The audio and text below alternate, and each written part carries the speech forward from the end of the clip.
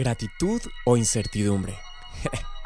Aunque no son totalmente opuestos, es casi como si lo fueran, ya que es muy difícil combinar las dos.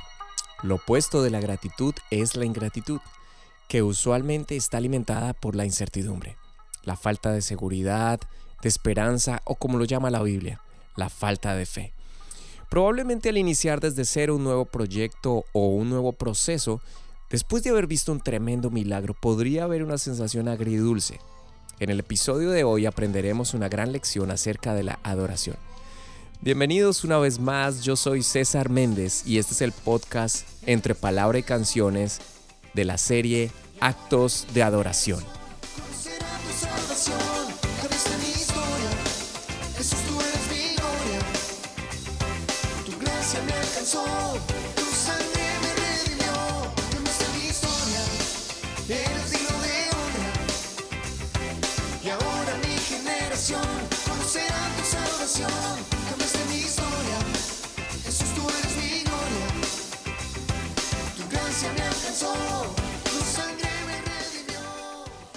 Wow, esa es una gran verdad. Él ha cambiado nuestra historia y no solo la propia, sino la de nuestra generación. Si obedecemos y creemos en la palabra del Señor, si le hemos aceptado como nuestro único y suficiente Salvador, y si aún no lo has hecho, yo te invito a que lo hagas porque te estás perdiendo de algo increíblemente grande y sobre todo de la salvación y la vida eterna asegurada. Esta canción la hicimos hace un tiempo con el Ministerio de Lo que Tengo Te Doy. Si quieres escucharla, ahí está en plataformas digitales. Cambiaste mi historia. Si has estado escuchando atentamente esta serie, te estarás dando cuenta que no llevo un orden cronológico directo, pero sí indirecto. Hemos estudiado hasta el momento 3 actos de adoración. El primero citado en la Biblia realizado por seres humanos, Caín y Abel, y 2 del Nuevo Testamento. Si aún no los has escuchado, te invito a que lo hagas y escuches desde el inicio de esta serie. Vamos a ir una vez más al Antiguo Testamento o Antiguo Pacto y vamos a estudiar lo que la Biblia nos enseña en este segundo acto de adoración, donde además hay una particularidad, y es que quien lo ofreció no solamente ofreció una ofrenda, adoró, sino que también edificó un altar. Recordaba mientras escribía este guión acerca de ese álbum que me encanta, grabado hace también unas décadas atrás por el cantautor Marcos Vidal, quien me encanta, admiro muchísimo sus canciones, sus letras, y donde se dramatizaba la vivencia, o se dramatizó la vivencia de Noé en el arca con los animales. Y es especial, tiene un gran mensaje, unos arreglos musicales increíbles. Pero obviamente es un guión escrito, imaginado, porque la Biblia no dice nada respecto del día a día vivido durante ese tiempo que Noé y su familia con los animales estuvieron dentro del arca. Solo nos cuenta los detalles que sabemos respecto al inicio del tiempo del diluvio, obviamente las dimensiones del arca. Sabemos que fue en el año 600 de Noé, en el mes segundo, a los 17 días del mes, que el diluvio, o sea que literalmente llovió de una manera cual nunca la ha habido, o sea un diluvio literal durante 40 días y 40 noches. Particularmente este número 40 está relacionado en la Biblia a los procesos de Dios con el hombre. Todo lo descrito que puedes leer entre el capítulo 7 y 8 del Génesis. El total de días de Noé y su familia en el arca fueron 365, un año completo. Y había una intención muy clara de parte de Noé de salir del arca, confiados en la salvación del Señor. Pero pareciera que con cierta zozobra e incertidumbre respecto al momento en que ya pudieran salir dentro del arca. Solo nos deja saber los detalles que están en la Biblia. Y también quiero recordarte que hubo 10 generaciones entre Adán y Noé, entre Adán y el momento del diluvio. Y tengamos en cuenta que el séptimo en esa genealogía, en esas generaciones, fue Enoc, quien fue traspuesto para no ver muerte, porque caminó rectamente delante de Dios en medio de una sociedad corrompida y llena de pecado. Recordemos que el número 7 representa perfección en la Biblia. Ahora, eso quiere decir que entre Adán y el diluvio, entre Adán y Noé, pasaron más de 1000 años, más de un milenio. Es muchísimo tiempo. Vamos a ir a la lectura en el Génesis capítulo 8, del verso 20 al 22 y he tomado la versión Nueva Traducción Viviente, que a la letra dice así. Luego Noé construyó un altar al Señor y allí sacrificó como ofrendas quemadas los animales y las aves que habían sido aprobados para este propósito, lo que en hebreo quiere decir animales limpios.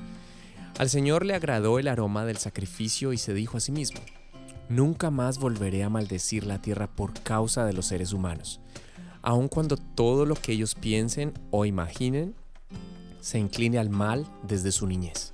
Nunca más volveré a destruir a todos los seres vivos. Mientras la tierra permanezca, habrá cultivos y cosechas, frío y calor, verano e invierno, día y noche. ¡Wow! Y nosotros, miles de años después, somos testigos del cumplimiento de esa promesa, independientemente del calentamiento global y de las consecuencias mismas del pecado. Dios mantiene su palabra. Es increíble el Dios que tenemos y ojalá que siempre estemos afirmados en su palabra. Ahora, volviendo al acto de adoración que estamos estudiando, Noé no tiene otra opción sino esperar a que Dios abra la puerta. La Biblia dice que Dios es el único que abre y ninguno cierra. Cierra y ninguno abre. Versículos atrás de este momento en el que Noé ofrece ese acto de adoración, podemos ver que el arca se detuvo después de unos meses en los montes Ararat, lo que actualmente es Turquía hoy, o un país más pequeño que se llama Armenia, pero está en esa zona oriental de Europa, entre Europa y Asia. Y el arca se detiene allí, pero no podían salir porque aún las aguas no habían descendido, no habían decrecido. Los meses continúan pasando, las semanas, y Noé envía primero un cuervo, tiene que esperar un lapso de unos 40 días, luego envía una paloma, tiene que esperar otro periodo, otro tiempo, otros días, y vuelve y la envía hasta que se da cuenta que el agua decreció, que hay tierra seca. Y entonces el Señor le da esa orden especial y anhelada por parte seguramente de él y su familia de poder salir después de estar un año dentro del arca. Y déjeme imaginarme por un momento esta escena en la que Noé y su familia están observando la tierra después de un año de estar encerrados en el arca. Ahora están en tierra firme. Si has tenido la experiencia de viajar algún momento en barco, en lancha, en un bote, sabrás que hay cierta incertidumbre siempre porque uno ya está acostumbrado a tener sus pies sobre tierra firme. Ellos duraron un año y ahora están, luego de estar durante un año en el arca, en medio del movimiento y todo lo que significa esta situación, ahora están en tierra firme. Y solo ellos como parte de la raza humana. ¿No crees que habían sentimientos encontrados? Por un lado, la satisfacción y la gratitud con Dios por haberlos salvado. Y por otro lado, tal vez, solo tal vez, con ansiedad de saber qué pasaría en el futuro cercano, ya que no habían más personas sobre la faz de la tierra, solamente ellos. Sin embargo, en el padre de familia, y aquí quiero ser muy enfático, pudo más el sentido de gratitud que la incertidumbre. Pudo más el agradecimiento que la preocupación. Las ganas de dar gracias y adorar al Dios Todopoderoso por encima de la impaciencia o de la ansiedad. ¿Sí? Noé construyó un altar al Señor. Se tomó el tiempo de construir un altar y ofrecer un acto de adoración, tomando, como lo dice la Biblia, de todo animal limpio y de toda ave limpia, y ofrecer un holocausto al Señor. Ahora, qué interesante que a Dios no se le adelanta nada, ningún detalle.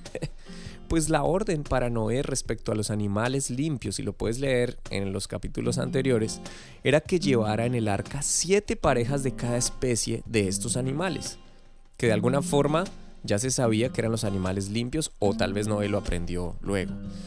Porque si no, cuando Noé ofreció el sacrificio que dice que ofreció de estos animales limpios, si hubiese desaparecido la especie de estos animales, pero no fue así. Dios ya tenía todo bajo control. Dios ya tiene bajo control inclusive nuestra adoración.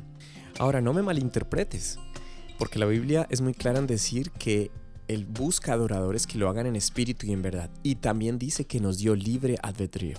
Siempre será nuestra decisión en adorarlo o no.